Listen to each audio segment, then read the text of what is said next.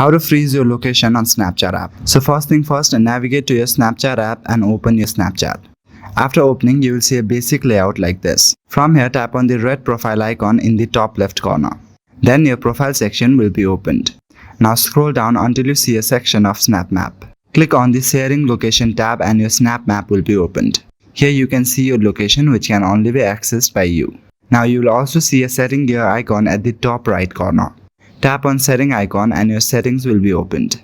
Now here at the top only, under the section of my last active location, you will see an option called Ghost Mode.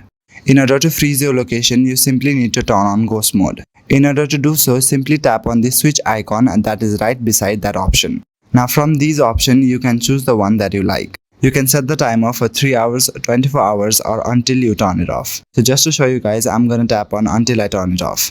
You can also select the people from which you want to freeze the location. Here you can see these kind of options from which you can select the one that you like. Now under the section of My Live Location, you will see an option called Hide My Live Location. You can also turn it on if you like.